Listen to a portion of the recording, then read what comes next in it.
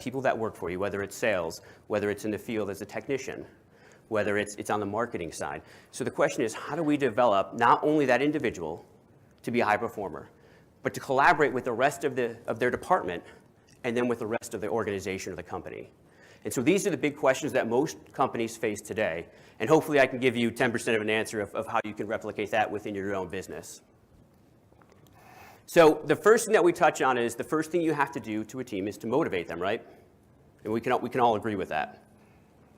But the issue with motivation is we don't truly understand it. It's not what we think it is. When we talk about motivation, I can't just dump a bunch of motivation water on you and it works. We have to use the right type of motivation for the right individual, the right group, in order to get that change that we want. And this is where some of the behavioral science that we'll talk about will come in. But what's important to understand is more isn't always better. And I think within the pest industry itself, you use the wrong chemical, you keep dumping it, what happens? Probably not the intended effect you want. So it's ensuring that you're using the correct amount of motivation, the correct leverage to get that motivation, as well as to ensure that motivation isn't a short-term gain. And we'll get into a little bit of what that means here in a minute.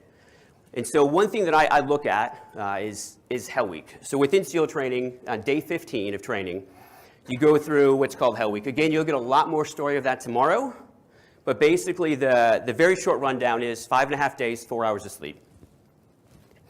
Now we would think that most SEAL candidates are extremely motivated to do the job, right? Yet somehow we have an 85+% attrition rate. In fact, in my class, I started with well over 200 people, and I finished Hell Week with 28. So when you think about that, it's obviously motivation isn't enough. It's how do we create that motivation? How do we create that value in the individual so they're buying and endorsing and creating what's called volition of the behaviors that we want them to do? And that's ultimately should be the goal of every leader. Now, I will also say, in case you ever hear another SEAL talk, we have a statement that basically says, we'll give our class number, and of course it was the last hard class that's ever gone through training. So I was 245, and it was the last hard class, just so everybody knows. All right, so through my time, I was studying behavioral science. And looking back, I spent years trying to figure out what makes a good leader. I looked at both the good leaders I had, and probably more importantly, I looked at the poor leaders that I had. Because obviously it's easier to learn from them than it is from the really good ones. We know what we shouldn't do, maybe not necessarily what we should do. But being able to pick up what a poor leader does allows you to grow enough to develop, you're kind of getting on the right track, and you make small course corrections from that. So here's what I learned from two behavioral scientists named Ed Deci and Rich Ryan. They created 60-something years ago a behavioral science called self-determination theory. Now, what it sought out to do didn't happen. So Ed Deci was, I think, Cornell University at the time, finishing up his PhD, and he set, part of his dissertation was to validate, if I pay you more money, you'll do a better job. And I think that's kind of a gold standard within corporate America, is that assumption that we can put a little more money at that problem, at that individual, that group, and we'll get the performance that we want. Well, the reality is, as leaders, does that truly work? Not really, and it affects your P&L pretty bad, doesn't it? So as we think about this, here's what ended up happening. He gave 3 different groups a task, the same task, and said, I will pay you $10 to complete this task in 15 minutes. I'll pay you $10 to do this, and the final group, I'll pay you nothing. Well, then he left. The first group went through, everybody did it, was a non-issue.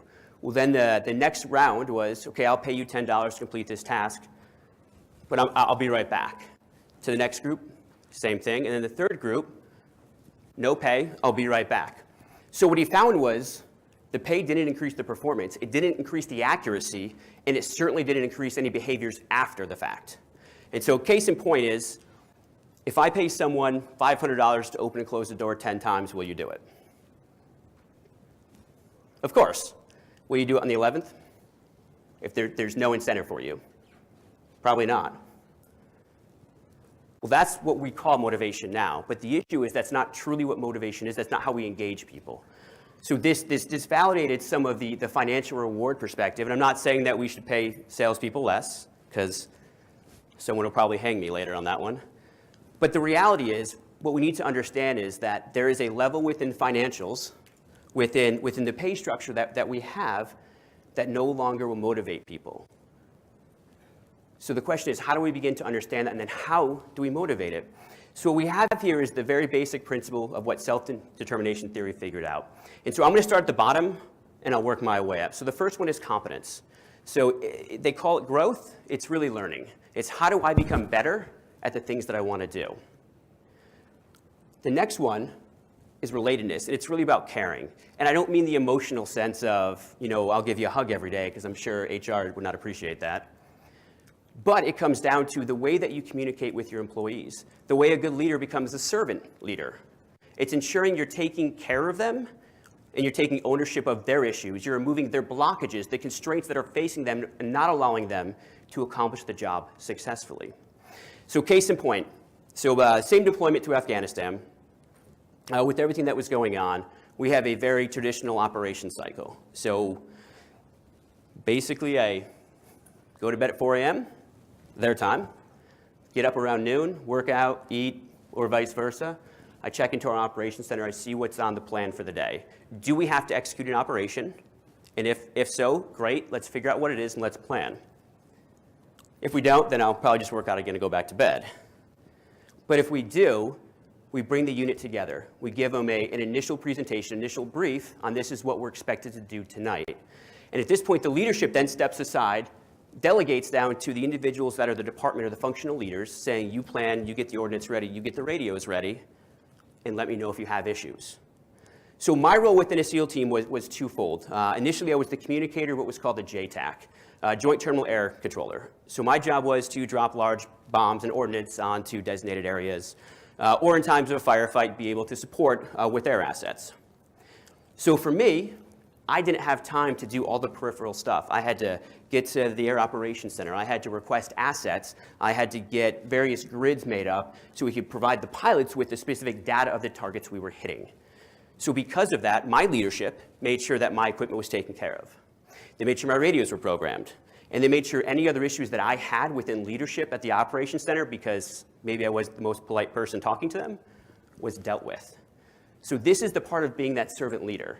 There's even the point where they'd get food for you because you have too much to do and not enough time to get it all accomplished. So as a leader, specifically within relatedness, it was them ensuring and taking care of my men and everybody else around us, making sure that the support staff had the equipment they needed, making sure that we had the intelligence we needed. So that is when I talk about relatedness, that is really what I'm talking about. It's not about the emotional state, I think, when we initially talk behavioral science that we automatically go to. It's that initial response of, oh, caring, yeah, we're not going to go down that road. But it's not about the emotion. And so the final one is autonomy. Now, I'll ask the question, if you have to give me one word to define autonomy, what is it? One word.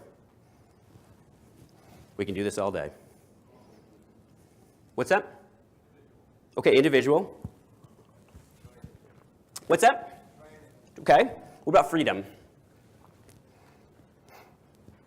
So then let me ask you this question. If we agree that freedom and autonomy are kind of synonymous, right, the same thing, do you really have freedom in your life? Do your technicians have freedom in their lives? Do your salespeople have the freedom in their life? We don't. I know I'm coming to work every day. I know exactly what I'm going to do. I know it has to be done. So you really don't have the freedom of choice. I think that a lot of us believe that we do. And that's completely fine. So when we talk about autonomy, it's not about freedom. It's not about doing whatever you want. It's about ensuring that you're doing what you're capable of doing while staying within your lane.